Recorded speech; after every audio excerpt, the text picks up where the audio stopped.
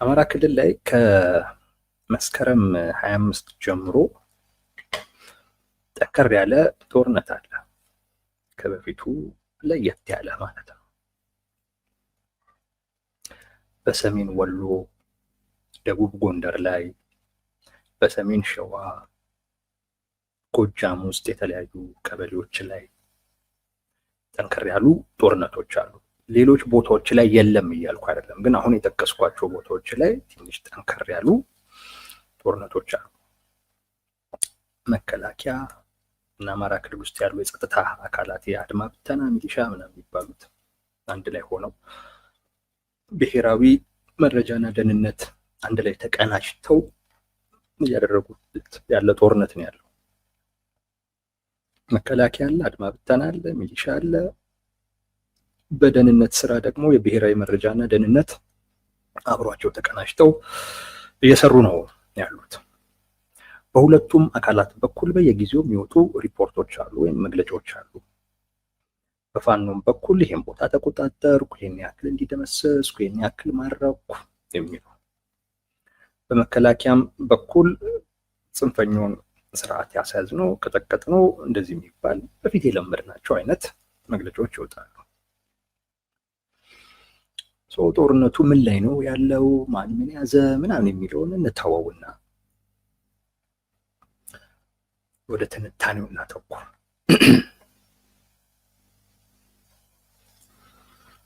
አንደኛ እንዴት ነው ይሄ ጦርነት መታየት ያለበት?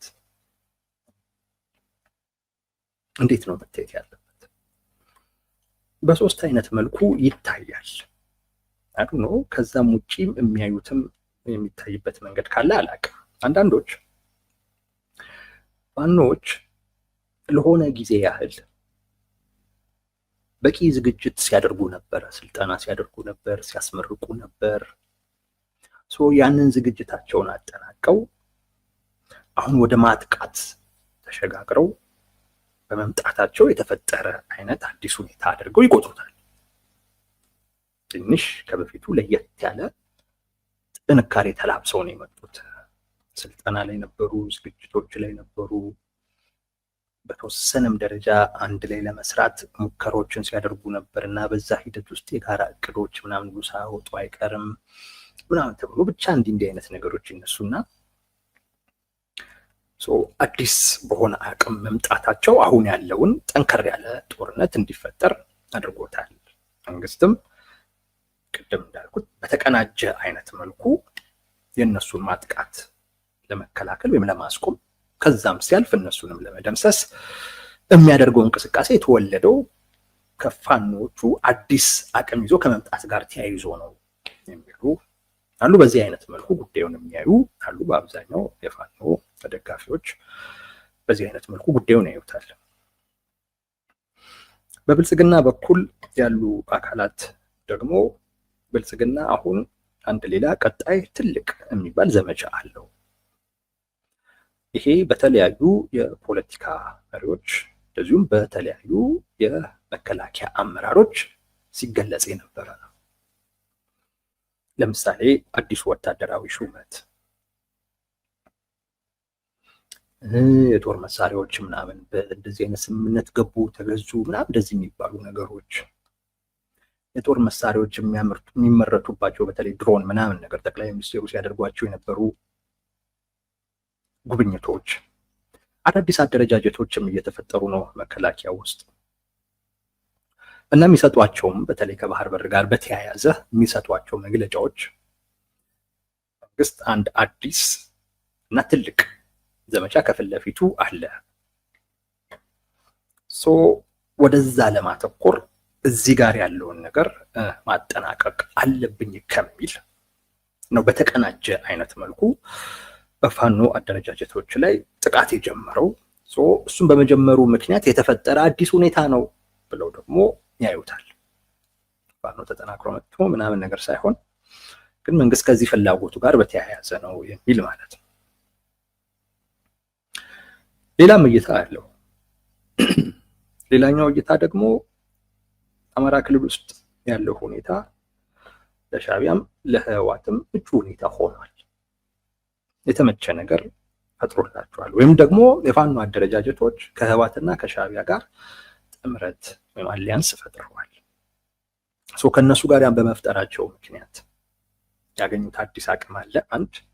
ሁለተኛ ሻዕቢያ የሰጠው ደግሞ አቅጣጫም አለ። እሱን ተከትሎ የፈጠሩት ማጥቃት የወለደው አዲስ ሁኔታ ነው። መንግስትም ይሄንን ጥምረት ጽምዶን በለው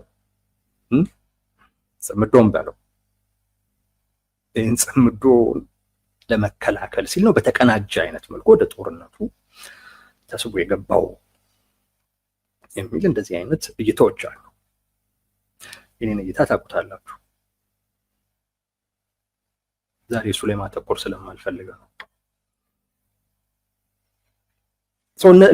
እንደዚህ አይነት አተያዮች አሉ። ወደድንም ጠላንም ግን አማራ ክልል ውስጥ ያለው ሁኔታ ለሻዕቢያ በጣም ተመችቶታል። ቀጥሎም ለህወሓት ተመችቶታል። በቀጥታም በተዘዋዋሪም ተሳትፎ ያደርጋሉ። ምክንያቱም እንዲያደርጉም ግብዣም ጭምር ስላለ አያደርጉም ተብሎ አይጠበቅም። ለምን አይመለከተንም ይላሉ አይሉ። በተለይ ከሻዕቢያ ፍላጎት አኳያ የኢትዮጵያ መንግስት ሙሉ ትኩረቱን ወደ ባህር በር በማድረጉ ምክንያት የባህር በር በተነሳ ቁጥር ደግሞ ሻዕቢያ እኔን ነው ስለሚል ስላልወደደው ይሄን ትኩረቱን ወደ ውስጥ ጉዳዩ እንዲመለስ ውስጥ ላይ ያሉ ግጭቶችን ከፍ ወዳለ ደረጃ ማድረስ ይፈልጋል። ከዚህ ፍላጎቱ ጋር አያይዘን ስናየው በፋኖም በኩል ያለ መቀበል ፍላጎት መኖሩን ስናይ፣ ህወሓትም በይህንን ነገር ለማቀባበል ፍላጎት ያለው መሆኑን ስናይ አማራ ክልል በቀጥታም በተዘዋዋሪም ቲፒኤልኤፎችም የሻዕቢያም ሰዎች የሚፈነጩበት ክልል ሆኗል ማለት እንችላለን። ስለዚህ እኔ ምን አይነት ነገር ነው ያለው ብለህ ግለጸው ብትሉኝ ፕሮክሲ ዋር ነው አማራ ክልል ውስጥ ያለው ባይ ነው። አማራ ክልል ውስጥ ፕሮክሲ ዋር ነው ያለው በሻዕቢያና በብልጽግና ወይም በኤርትራ መንግስትና በኢትዮጵያ መንግስት መካከል የሚደረግ ፕሮክሲ ዋር ነው። የአማራ ክልል አሁን ላይ እየተጎዳ ያለው በራሱ ፍላጎት አይደለም። የሌላ አካላቶች የራሳቸውን ፍላጎት ክልል ውስጥ በሚያደርጉት ጦርነት ማሳካት በመፈለጋቸው ምክንያት ያንንም ደግሞ የፈቀደ ክልል ውስጥ ያለ ከክልሉ የወጣ ኃይል በመኖሩ ምክንያት ያንን አስፈጽማለሁ ያለ አካል በመኖሩ ምክንያት የተፈጠረ ፕሮክሲ ዋር ነው። ፕሮክሲ ዋር ነው። በዚህ ብዙም ብሽታ ሊኖር አይገባም። ቢያንስ እኔ ብሽታ የለኝም። ይሄ ፕሮክሲ ዋር ይዞት የሚመጣው እድል አለ። በነገራችን ላይ ውድመት ብቻ አይደለም ይዞ የሚመጣው። ተመልከቱ፣ በብልጽግናና በሻዕቢያ መካከል አሁን ላይ የኢትዮጵያ ፖለቲካ እየተሳሳበ ያለው እነ ቲፒኤልኤፍ እነ ፋኖ ኦላ ምናምን እዚህ ውስጥ አስፈጻሚ ናቸው። ዋናዎቹ አሁን ኃይሎች ሻዕቢያና ብልጽግና ናቸው። መሀል ላይ ብዙ ሰው የለም። ወይ ወደ ብልጽግና ያዘነበለ ነው ወይ ወደ ሻዕቢያ ያዘነበለ፣ ወይ የተለጠፈ ያዘነበለ አለ። ያለው ሁኔታ እንደዛ ነው የሚፈቅደው።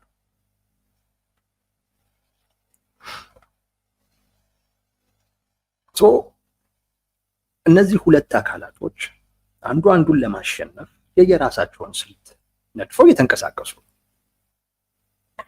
አንዱ አንዱን ለማሸነፍ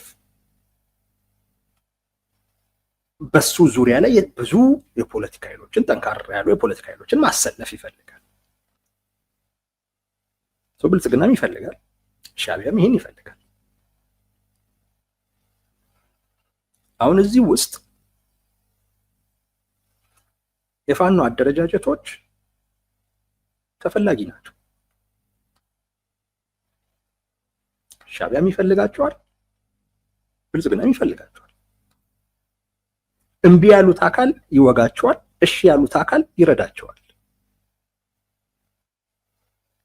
ቲፒኤልኤፍ በዚህ ካልኩሌሽን ውስጥ ከሻዕቢያ ጋር ሆኖ ከፍ ያለ ወታደራዊ አቅም እንዳለው በማሳየት ብልጽግና ተገዶም ቢሆን የፕሪቶሪያ ስምምነትን ወደሚቀድ አዲስ ስምምነት እንዲመጣለት እየሞከረ ነው።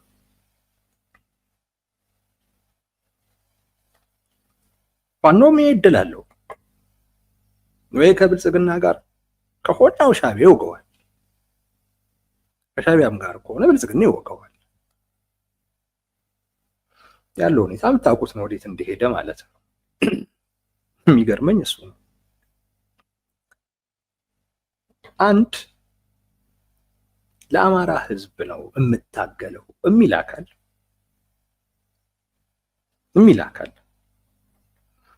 የሚያስበው ከማን ጋር ሲሆን ነው የአማራ ህዝብ ፍላጎት ሊሳካ የሚችለው የሚለውን ነው የሚያሰለው እሱ ነው። እኔ ጫካ የገባሁት ለአማራ ህዝብ ከሆነ ለአማራ ህዝብ ኮዝ ከሆነ አሰላለፌ ማን ጋር ሲሆን በተሻለ ሁኔታ እሱን አሳካለሁ። የአማራ ህዝብ ጥያቄዎች አሉት። የግዛት ጥያቄ አለው፣ የተጠቃሚነት ጥያቄ አለው፣ የመብት ጥያቄ አለው፣ የፖለቲካ ጥያቄ አለው። የፋኖ አደረጃጀቶች እንደሚሉትም የህልውናም ጥያቄም አለ። ብዙ ጥያቄዎች ይነሳሉ። እነዚህን ከማን ጋር ሲሆን ነው ላሳካ የምችለው? ለምሳሌ የግዛት ጥያቄ ከማን ጋር ሲሆን ነው ላሳካው የምችለው? ታነሳለህ። የመብት ጉዳይ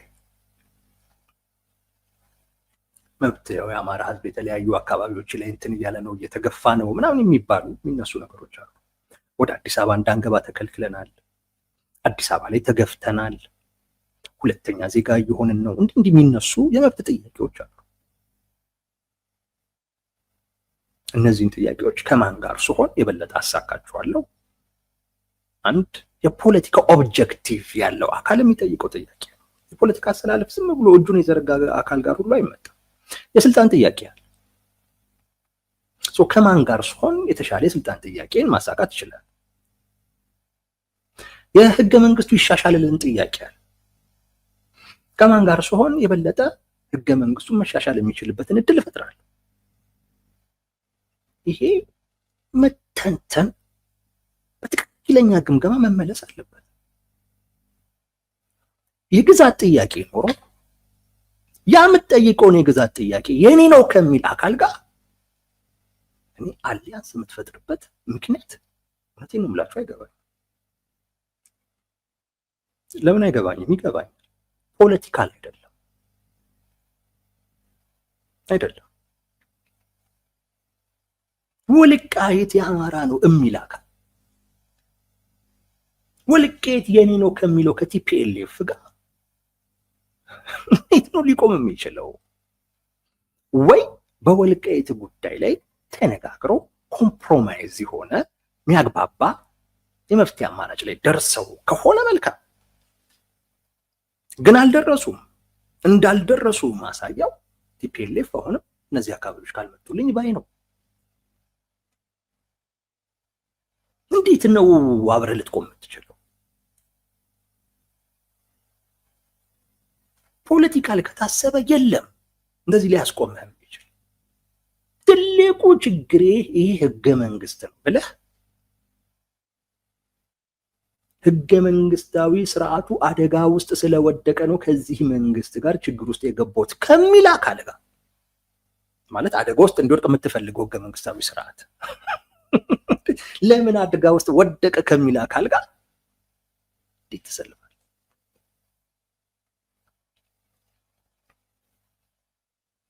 እንዴት ትፈልጋለህ?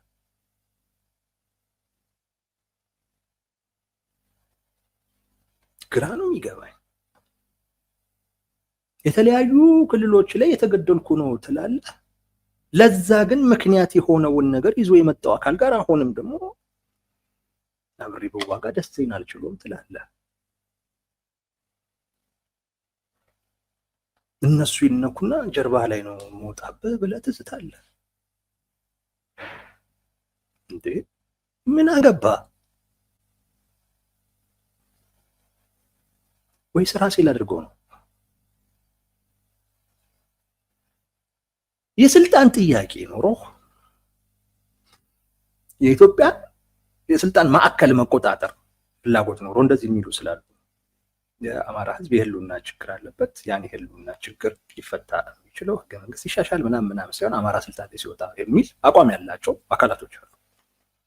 አቋሙ ችግር ያለበት አቋሙ በሌላኛው አገላለጽ ዓላማችን ኢትዮጵያ ማፍረስ ነው የሚል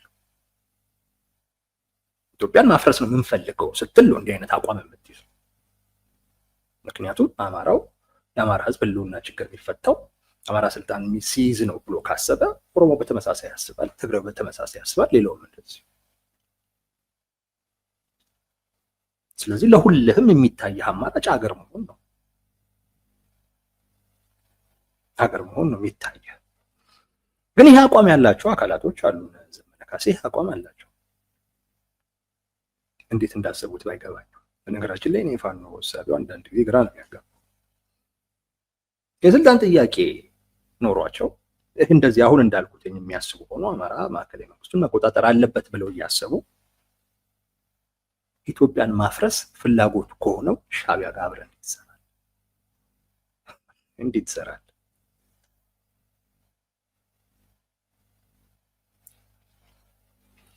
ማዕከላዊ መንግስቱን መቆጣጠር እፈልጋለሁ የሚል አካል የባህር በር መጠየቅን ከተስፋፊነት ጋር አያይዙ ከሚመለከት ሌላ አካል ጋር እንዴት ሊሰራ ይችላል? ማለት አሁን የአማራ ማህበረሰብ በዛ እኮ የሚታማ ነው። እንደውም ቲፒኤልኤፍ ትልቁ ግምገማው ትምክተኛ የነሱ ትምክተኛ የሚሉት የባህር በር ጥያቄ የሚያነሳ ኢትዮጵያ እንዲነበረች ምናምን ነገር የሚለውን ነው። በአማራ ማህበረሰብ ውስጥ ብቻ ያለን ይመስለን ነበር። በፍጹም ከኦሮሞ ማህበረሰብ ይወጣል ብለን አልገመትም። እልል ያለ በእነሱ ቋንቋ ትምክተኛ ነው ከኦሮሞ ማህበረሰብ ውስጥ የወጣው። ይሄን ከሚል አካል ጋር አንተን በትምክተኝነት የሚከስህና ትምክተኝነትን ደግሞ መግደል የሚፈልግ አካል እንዴት ነው መስራት የሚሆን?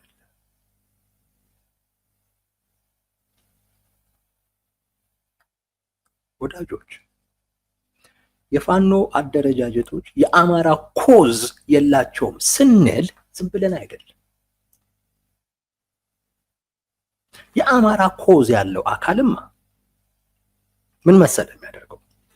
በዚህ ሰዓት ብልጽግና አጋር ይፈልጋል።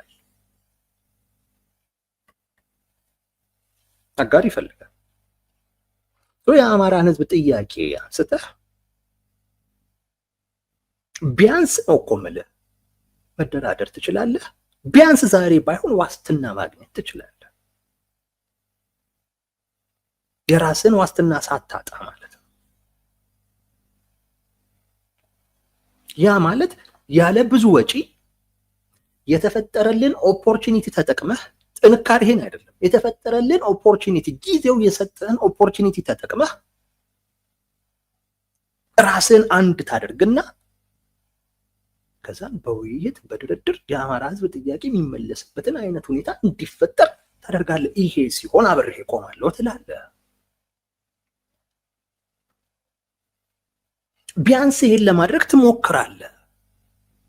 በትክክል የሆነ የፖለቲካ ኮዝ ቢኖር እኔ የፋኖ አደረጃጀቶች እውነቴን ነው የምላችሁ ከሻዕቢያም ከህወሓትም ጋር ሊያቆማቸው የሚችል ከአማራ ህዝብ ፍላጎትና ጥቅም ጋር የተያያዘ ምንም ነገር የለም። ምንም። በሚገርም ሁኔታ ሻዕቢያም ቲፒኤልኤፍም ፋኖን የሚፈልጉት እንዲበጠብጥላቸው ብቻ ነው። ከዛ ያለፈ አቅም እንኳን እንዲኖረው አይፈልጉም። የመበጥበጥ ሚናን ብቻ እንዲወጣ ነው የሚፈልገው።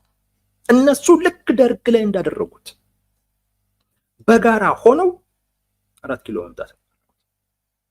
ቲፒኤልኤፍ ፍላጎቱ ያ ነው። ይመጣሉ አይመጣሉም ሌላ ጉዳይ ሆኖ የፋኖ አደረጃጀቶችን ግን ትላንት በአዴን ያደረጓቸውን አይነት ኢህዴኖች አድርገው ነው የሚቆጥሯቸው። ኢህዴን የትላንት ኢህዴን አድርገው ነው የሚቆጥሯቸው። የተበታተነ ማለት ነው። ከኢህአፓ ተበትኖ አይደል ኢህዴን እንትን ያለው። ልክ እንደዛ አሁን ያለው የፋኖ አደረጃጀት በተለይ አፋባ የሚባለው የተበታተነ በቃ ዛት ማቻከም የሌለ ሶ ለህልውናው ሲል ለመጠናከር ሲል ይለጠፋል። ለዛ ነው ባለፈው አስረስ ማረ እመኑን ተለጣፊ አንሆንም ሲል ሌላ ምን ዕጣ ፈንታ አለ ያልኩት። እኮ በእምነትም ይሁን በመሐላ እኮ የሚሆን ጉዳይ እኮ አይደለም። በመፈክርም ይሁን እኮ ጉዳይ እኮ አይደለም። ፖለቲካ ነው፣ የኃይል ጉዳይ ነው። ምን አይነት አቅም አለ? ያለ አቅም ከተለጣፊነት የዘለለ ሌላ ሚና ያሰጣ ያለ አቅም ያለ አንድ ሆነህ እንኳን የተሻለ አቅም ለመፍጠር እንኳን አልሞከርክም። እዛም ላይ ፌል ማድረግህ ወይም አንተ በምትፈልገው መንገድ አለመሆኑ ተለጣፊነት ዕጣ ፈንታ እንዲሆን አድርጎታል። ትላንት ኢህዴን የሆነውን አይነት ነገር ነው አንተ በምትሆነው። አይሳካና አይሁንና እንደው ቢመጡ ፋኖ የሚልን ስምህን ቀይረህ የሆነ የአማራ ምናምን ነገር ተብለህ ባዲን ተተካለህ። ሌላ ነገር ቋጡ ባዲን ነው የምትተካው። እንደዛ አንሆንም እንዳትል ትላንትም ነበርክ። ትላንትም ባዲን ነህ። አሁንም ለዛ ነው እየተሯሯጥክ ያለው። ባዲን መሆን ካልፈለክ ዛሬ ላይ ራስህን አንድ ታደርጋለህ፣ ታሰባስባለህ። የአማራን ህዝብ ጥያቄዎች ለይተህ ትይዛለህ። እነዚህ ነገሮችን በሚመለከት ለመደራደር ዝግጁ ነኝ ትላለህ። ህገ መንግስቱን በማሻሻል ረገድ አትጠራጠር። ከቲፒኤልኤፍ ይልቅ ብልጽግና የተሻለ ይቀርባል።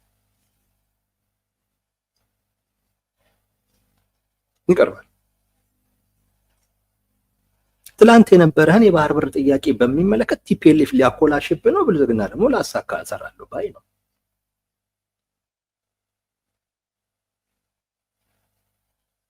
ፌዴራሊዝም አወቃቀሩን መቀየር አለበት ካልክ ህወሓት ሰው ብልጽግና ይቀርባል። እንዳልኩ ነው። አሁን ያለ አቅም ከሁለቱ አንዳቸው ጋር ተለጣፊ ነው የሚያደርገው። እንኳን አንተን አይደለም ቲፒኤልኤፍ አሁን ያለው አቅም ተለጣፊ ነው እንዲሆን ያደረገው። የሆነ ዶክተር ደብረጽዮን እኮ ለብቻቸው የቆሙ እኮ አይደሉም። ሻዕቢያ ጋር ተለጥፈው ነው። ሌላውም በዚህ ወገን ተለጥፈዋል። ጥያቄ ነገር እኮ ያለው አይደለም። ስትከፋፈል አንድ ሆነ ሊኖርህ የሚገባውን አቅም ስታጣ የሚኖርህ ዕጣ ፈንታ መለጠፍ ነው። ፋኖ አንድ መሆን ሞክሮ ያልተሳካለት ከአንድም ሁለቴ ሶስቴ። ስለዚህ ዕጣ ፈንታው መለጠፍ ነው። መለጠፍ ደግሞ ከሆነ ማን ጋር ብለጠፍ ይሻላል?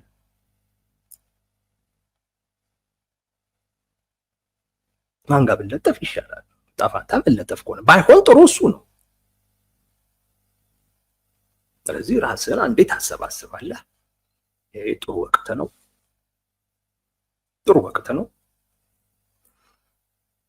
ጠላቶች የምትላቸው ሁለት አካላቶች ሊፋለሙልህ ነው። ለአማራ አያስቡም የምትላቸው ሁለት አካላቶች ሊፋለሙ ነው። አንዱ ጋር ሆነ አንዱን የምታደንበት ምንም ምክንያት የለም። ማድረግ ያለብህ ጥያቄዎችን ይዘህ ማን የበለጠ ያሳካልኛል ታጫርታለህ። ያሳካልህ ጋር ትሰለፋለህ። በዛው ብዙ ደም ሳይፈስ ብዙ ውድመት ሳይከሰት የአማራ ህዝብ ጥያቄዎች ደረጃ በደረጃም ሊሆን ይችላል፣ በአንዴም ሊሆን ይችላል፣ አላቅም፣ ግን መልስ የሚያገኙበትን ሁኔታ ፈጠርክ ማለት ነው። ስልጣንም ከሆነ የፈለግከው እንደዛው ቢያንስ ክልሉ ላይ የምታጣ አይመስለኝም።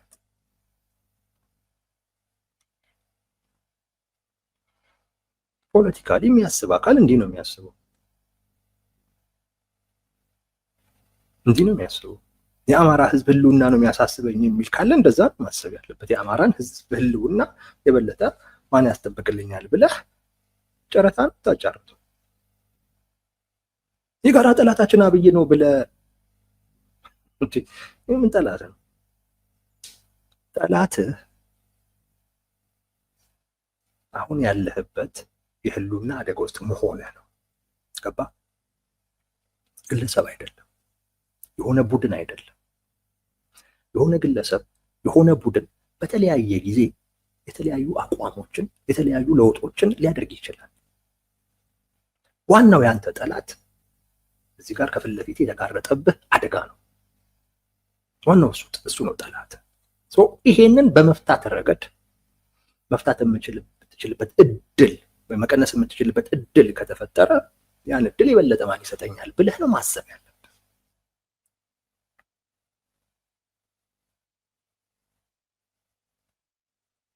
እንጂ ወልቃይትን እነጥቅብሃለሁ የሚልህ ህገ መንግስቱ እንዲኖር ፈልጋለሁ የሚልህ ነገ ከነገ ወዲያ ስምህን ቀይሬ ሌላኛው ብአዴን አደርግሃለሁ የሚልህ አካል ጋር ከሱ ጋር መዋጋት ደስ ይለኛል የምትለው በቃ አሪያ አርገኸዋል ማለት ነው።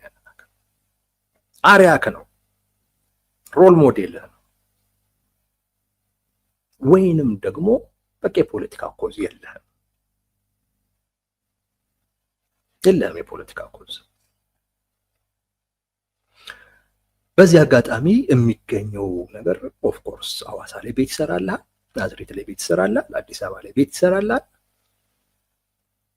የሆኑ ነገሮች ማድረግ ትችል ይሆናል። እሱ እንዳይቀርብህ ነው ማለት ነው ፍላጎት እንጂ በትክክል የአማራ ኮዝ ካለህ ይህንን እድል ለማጫረት ነው የምትጠቀምበት። ማን የበለጠ ይሰጠኛል ነው፣ ማን የበለጠ ይሰጠኛል። ልክ እንደዛ ስትሆን ቲፒኤልኤፍ ምን ይላል? የግዛት ጉዳይ አላንሳሁን ህገ መንግስት መቀየር አለበት ልበል፣ እንዲህ ነው የሚለው። ኦህዴድ ወደ ማዕከላዊው የመጣው እንዴት ነው?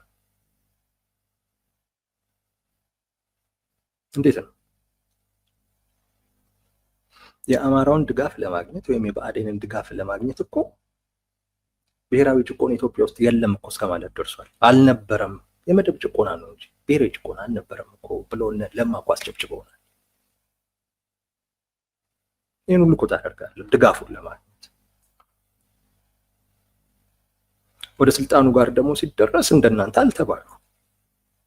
ለማ ባይለቅ ኖሮ እኮ እርግጠኛ ነኝ አይ ማዕከላዊ ስልጣኑማ ለእኔ ነው የሚገባው ቢባልና ክፍፍል እኮ ቢፈጠር ለማም አብይም ዛሬ እስር ቤት ነበሩ።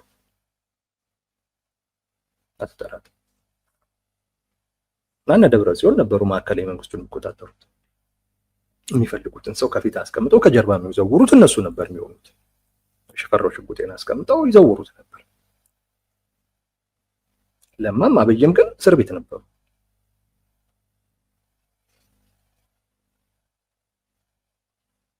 ፖለቲካ ነው እኮ የሚሰራው። የፖለቲካ ኮዝ ያለው እንደዚህ ነው የሚያደርገው። የፋኖ አደረጃጀቶችን የሚመሩ አካላት ግን በአማራ ህዝብ ጥያቄ ስም ይነግዳሉ እንጂ አንዱም ጥያቄ እንዲመለስ የሚሰሩ አይደሉም። ይህን ማወቅ ያስፈልጋል። ለዛም ክልሉን ለፕሮክሲ ዋር ምቹ አደረጉት። በትክክል በፖለቲካ ረገድ የምታስብ ቢሆን ኖሮ አንደኛው ወገን መጥቶ የሚፈነጭበት ክልል አይሆንም ነበር። ደም እርግጠኛ ነኝ አርፈው ስርዓታቸውን ይዘው ሁሉ የሚቀመጡበትም አይነት ሁኔታ ይኖር ነበር። እውነት ለመናገር ለሌሎች ክልሎችም ሁሉ ይተርፍ ነበር። ፋኖ በዚህ ደረጃ ፖለቲካን የሚረዳና የሚያስብ ቢሆን ኖሮ ኢቭን የትግራይም ሰላም በተወሰነ ደረጃ ሰላም ሊሆን የሚችልበት እድል ከፍ ያለ ይሆን ነበር። ምክንያቱም ለምን ቲፒኤልኤፍ አንዱ የሚተማመነው ነገር ብዙ አጋር አግኝቻለሁ የሚለው ነው። ፋኖ አልሆንህም ቢለው ወይ ይቀየራል፣ ሲቀየር ለትግራይ ህዝብም ይጠቅማል፣ ለኢትዮጵያም እንዲጠቅም ሆኖ ነው የሚቀየረው። አሊያም ደግሞ አይ ብዙ ባላከር ጥሩ ነው፣ ውጥረቱን በጣም ባለጥጠው ጥሩ ነው ብሎ ደግሞ ትንሽ ለመስከንም ይሞክር ነበር። የፋኖ አደረጃጀቶች ለራሳቸው ለትግራይም ክልል አልሆኑ። ለምን ለግል ጉዳይ ሲሆን እንደዛ የአማራ ኮዝ የላቸውም። የአማራ ህዝብን ተረድቶታል። ለዛ ነው የፋኖ አደረጃጀቶች በቂ የሚባል የማህበረሰብ ድጋፍ የላቸውም አማራ ክልል። አንዳንድ ጊዜ ስለማይ ነው። ታዲያ መንግስት ለምንድን ነው እነዚህን አካላት ማያጠፋቸው ሲባል ማህበረሰቡ ስለሚደግፋቸው ይባላል። ነው እንዳታስቡ እንደዛ። ማህበረሰቡ ቢደግፋቸው ኖሮ መከላከያም ይሄን ያክል ጊዜ እዛ ክልል አይቀመጥም። እነሱም ይሄን ያክል ጊዜ ገጠር ለገጠር አይመላለሱም። እነሱም የአማራ ህዝብ በቃ አይደግፈንም ብለው ቲፒኤልኤፍ እና ሻቢያ እንዲደግፏቸው የእነሱ ተለጣፊ አይሆኑም ነበር። በቂ የሚባል የማህበረሰብ ድጋፍ የላቸው። አንዳንድ ተታሎ አንዳንድ ፈርቶም ይደግፋቸው አይጠፋም። ግን በቂ የሚባል የማህበረሰብ ድጋፍ የላቸው። ሰርቫይቭ ያደረጉት በራሱ የመንግስት ችግር ነው። የመታወቅ አለበት። በራሱ የመንግስት ችግር ነው። በራሱ የክልሉ አስተዳደር ችግር ነው።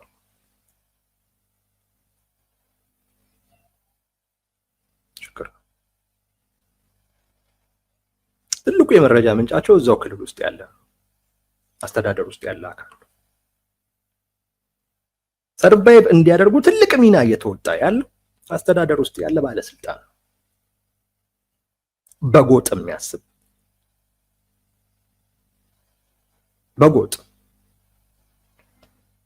የሱን ጎጥ ተጠቃሚ ለማድረግ ፎርማሊ ማሳካት የማይችለውን ወይም መፍጠር የማይችለውን ተጽዕኖ በፋኖ አደረጃጀቶች በኩል ለመፍጠር ይሞክራል።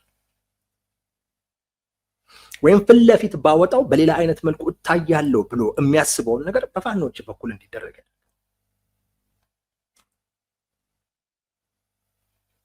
ተጠያቂነትን የሚፈሩ ሰላም መረጋጋት ቢመጣ ተጠያቂ እንሆናለን ብለው የሚያስቡ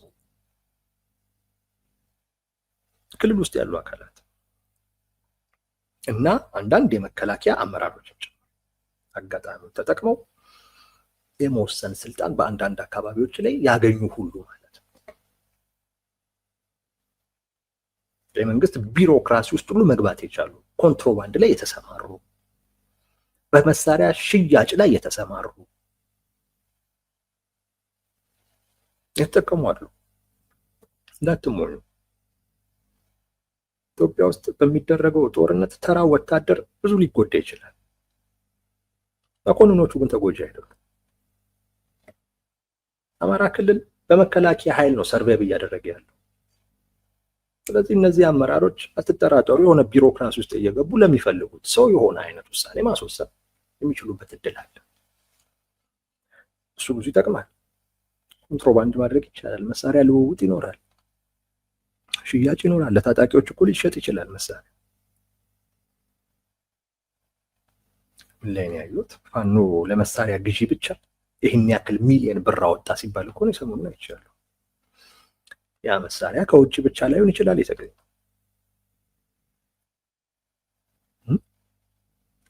እንዲዘርፉ ተመቻችቶላቸው ሊሆን ይችላል፣ ወይም ደግሞ ተቀብሏቸው ሊሆን ይችላል። ራሱ የመከላከያ አመራር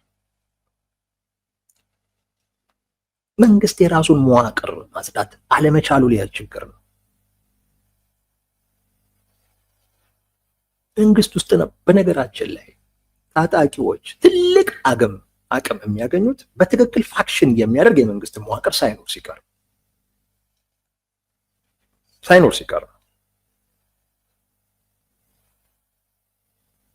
ሰርቫይቭ ያደረጉት በዛ ነው እንጂ ህዝብማ አውቋል። እንደዛ ታስቡ። የአማራ ማህበረሰብ እኮ ፖለቲካል ማህበረሰብ ቢያንስ የሆኑ መሰረታዊ የሆኑ የፖለቲካ ነገሮች ይገቡታል። ነገር ያውቃል፣ ነገር ይገባዋል።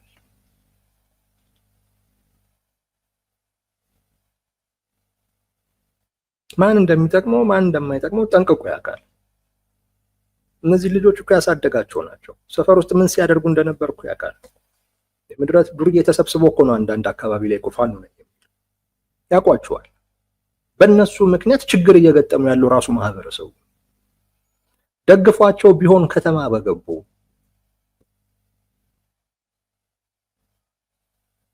ገጠርና ዋሻ ውስጥ ምን ያደርጉ ነበር? በቂ ድጋፍ የላቸውም። ነገር ግን በራሱ በመንግስት መዋቅር ውስጥ ያለ ችግር ሰርቫይቭ ለማድረጋቸው አንዱ ምክንያት ነው። በራሱ መንግስት ላይ ያለ ችግር ሰርቫይቭ ለማድረጋቸው አንዱ ምክንያት ነው። በራሱ መንግስት የሚፈጥራቸው ችግሮች፣ የሚያራምዳቸው ነገሮች ለነሱ የፖለቲካ ምቹ ነው ይሆን። በዛ ምክንያት አንዳንድ ቦታዎች ላይ የተወሰነ ድጋፍ አግኝተው ሰርቫይቭ ሊያደርጉ ይችላሉ። ግን ደግሞ እንዳልኳቸው የእነሱን ሰርቫይቫል የሚፈልግ የክልል አስተዳደር፣ የፌዴራል አስተዳደር አይጠፋም። በዛ ምክንያት ነው ሰርቬይ ያደረጉት። ግን የፋኖ አደረጃጀቶች ፖለቲካል ኮዝ እንደሌላቸው የአማራ ህዝብ ያንን እንደተረዳ አንዱ ማሳያው አሁን በክልል ውስጥ የተፈጠረላቸው ኦፖርቹኒቲ የአማራን ህዝብ ጥያቄ፣ የመብት፣ የተጠቃሚነት፣ የፖለቲካ ጥያቄዎች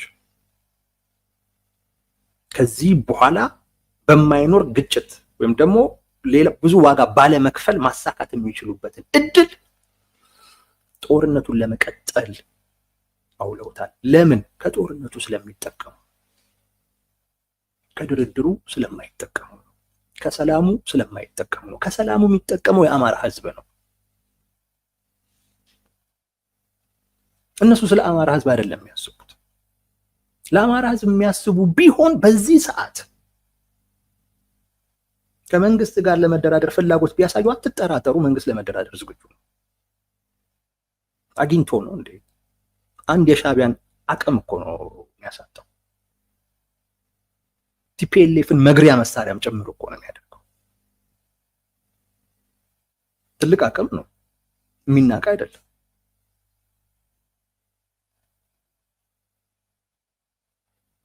እነሱ ግን ይሄንን በማድረግ በሚመጣ ሰላም ስለማይጠቀሙ፣ እነሱ የሚጠቀሙት በጦርነት ምክንያት በመሆኑ ምክንያት ጦርነቱ የሚቀጥልበትን እድል ፈለጉ። ስለዛም ጦርነቱ እንዲቀጥል ፍላጎት ካላቸው ቲፒኤልኤፍ እና ሻዕቢያ ጋር አብረው ሆኑ። ያገናኛቸው ጦርነቱ ይቀጥል ብቻ የሚል ግንኙነት እንጂ ከአማራ ህዝብ ፍላጎትና ጥቅም አኳያ ከቲፒኤልኤፍም ከሻዕቢያም ጋር የሚያገናኝ ነገር የለም። ሁለቱም ጸረ ህዝብ ናቸው፣ የየራሳቸው ጸረ ህዝብ። ለአማራ የሚያስብ ሰው የአማራ ህዝብ የሚጠቅመውን ነገር ያደርጋል። እንዳልኳችሁ ነው። ከሰላም የሚጠቀመው ህዝቡ ነው። ከጦርነቱ የሚጠቀመው እነዚህ አደረጃጀቶች ናቸው። ይሄ ውሳኔው በራሱ የፋኖ አደረጃጀቶች ፖለቲካል እንደማያስቡ የግል ፍላጎትና ጥቅማቸው ብቻ እንሰማለን። አንዳንድ አመራሮች ቅድም ቦታ ስጠራላችሁ ዝም ብዬ እኮ አይደለም፣ ሐዋሳን ስጠራ፣ ናዝሬትን ስጠራ፣ አዲስ አበባን ስጠራ፣ አንዳንዶቹ ከዛም ውጪ ከሀገር ውጪ ቤት የሰሩዋል፣ መኪና ምናምን ያገኙ። እኔ የሚቆጩ ወጣቶችን ሁሉ አውቃለሁ። እዛ ገብቼ ቢሆን ኖሮ የሚሉ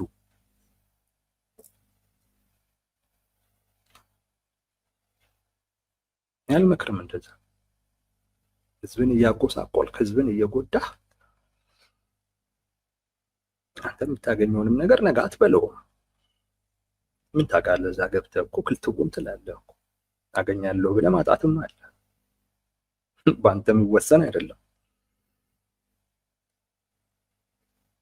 ግን በቃ አብዛኛው ይሄንን ነው የሚያስበው።